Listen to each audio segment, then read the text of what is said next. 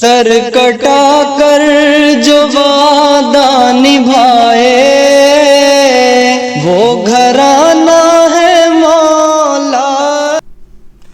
السلام علیکم ورحمۃ اللہ وبرکاتہ۔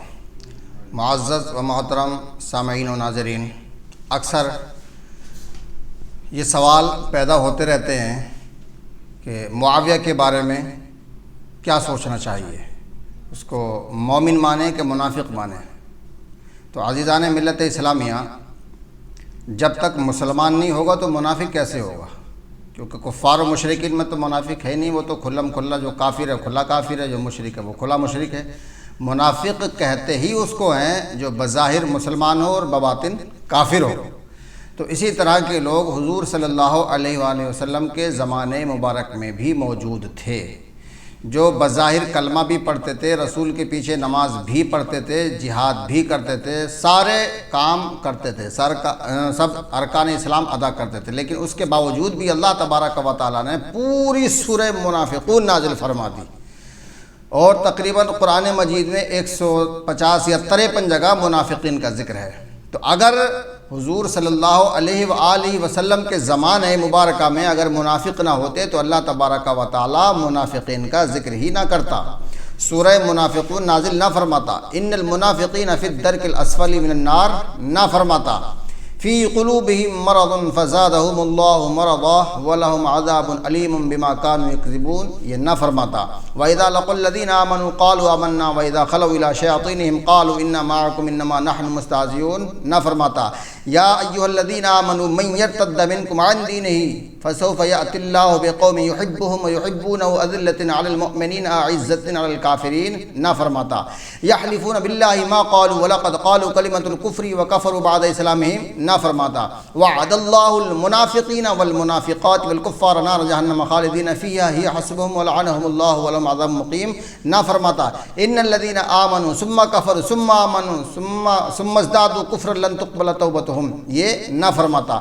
تو یہ آیتیں جو اللہ تبارک و تعالی نے نازل فرمائی ہیں یہ منافقین کے بارے میں ہی تو نازل فرمائی ہیں۔ تو معلوم یہ ہوا کہ رسول کے زمانے میں صحابہ کرام میں کچھ منافقین بھی تھے، اور وہ منافقین تھے جو بظاہر مسلمان تھے بباطن کافر تھے۔ ان کی صحیح پہچان یہ ہے کہ وہ مولا علی سے بغض رکھتے تھے، مولا علی سے نفرت کرتے تھے۔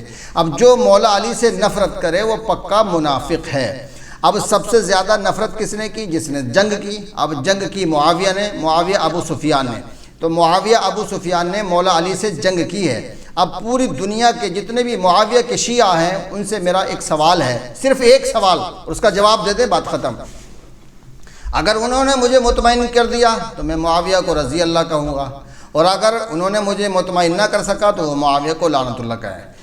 سوال یہ ہے کہ جو اللہ سے، رسول اللہ سے، مولا علی سے جنگ کرے یا ان سے صلح کرے یا ان پر تبرہ کرے، ان کو گالیاں دے، ان کو تکلیف دے، اس شخص کے بارے میں شرعاً کیا حکم ہے؟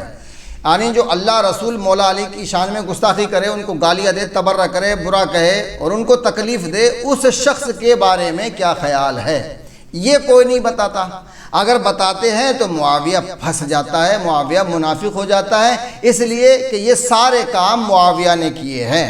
مولا علی سے جنگ کی تو حضور نے فرمایا انا حرب لمن حاربہم وسلیم لمن سالمہم، کہ جس نے میرے اہل بیت سے جنگ کی اس نے مجھ سے جنگ کی، اور جس نے میرے اہل بیت سے صلح کی اس نے مجھ سے صلح کی۔ اور رسول سے جنگ خدا سے جنگ کرنا ہے، تو اللہ سے جنگ کرنا، رسول سے جنگ کرنا، علی سے جنگ کرنے والا اگر کلمہ گو ہے تو وہ منافق ہے، وہ جہنمی ہے، اور اللہ نے وعدہ فرما لیا وعد اللہ المنافقین، اللہ منافقین کو جہنم میں ڈالے گا۔ تو معاویہ نے جنگ کی مولا علی سے، تو معاویہ کا جنگ کرنا اس بات کی دلیل ہے کہ معاویہ مولا علی سے بغض رکھتا تھا۔ جو مولا علی سے بغض رکھے وہ منافق ہے، اس لیے معاویہ منافق ہے، اس لیے وہ جہنم میں جائے گا۔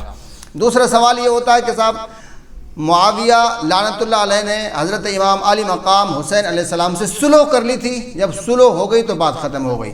تو سامعین محترم یہ بہت بڑا اعتراض ہے کہ صاحب امام حسن زیادہ جانتے تھے کہ یہ آپ زیادہ جانتے ہو؟ جب امام حسن نے صلح کر لی معاویہ سے تو پھر آپ اعتراض کرنے والے کون ہوتے ہیں؟ تو سامعین محترم سب سے بڑی منافقت تو یہی ہے، صلح کرنا اس بات کی دلیل ہے کہ وہ منافق تھا۔ اگر منافق نہ ہوتا تو امام حسین کے ہاتھ پر بیعت کرتا۔ بیعت نہ کرنا اس بات کی دلیل ہے کہ وہ آل رسول سے بغض رکھتا تھا۔ اچھا، دوسری بات یہ کہ ہمارا الٹا سوال یہ ہے کہ حضور کا بیٹا افضل و اعلیٰ ہے یا ابو سفیان کا بیٹا معاویہ افضل و اعلیٰ ہے؟ تو ظاہر بات ہے سب لوگ یہ کہیں گے کہ رسول کا بیٹا امام حسن افضل و اعلیٰ ہے۔ اچھا، سید رسول کا بیٹا امام حسن ہے یا ابو سفیان کا بیٹا معاویہ ہے؟ تو آپ یہ کہیں گے کہ سید تو حضور کا بیٹا امام حسن علیہ السلام ہی ہے۔ تو سامعین محترم، حق پر رسول کا بیٹا ہے حسن ہے یا معاویہ ابو سفیان کا بیٹا حق پر ہے؟ تو سامعین محترم، تو آپ یہی کہیں گے کہ ہاں حق پر تو حضور صلی اللہ علیہ وسلم کا بیٹا امام حسن ہی ہے۔ تو سید امام حسن، جنت کے سردار امام حسن، افضل و اعلیٰ امام حسن، حسب و نسب میں افضل و اعلیٰ امام حسن، اور خود امام حسن، تو معاویہ کو امام حسن کے ہاتھ پر بیعت کرنی چاہیے تھی، یعنی معاویہ مطیع ہوتا اور امام حسن کو مطاع بناتا، خود ان کی ماتحتی میں رہتا، ان سے حکومت نہ لیتا۔ حکومت نہ لینا، حکومت پر سلو کرنا اس بات کی دلیل ہے کہ اس نے جب حسن کو نہ مانا تو اس لیے اس نے رسول کو نہ مانا۔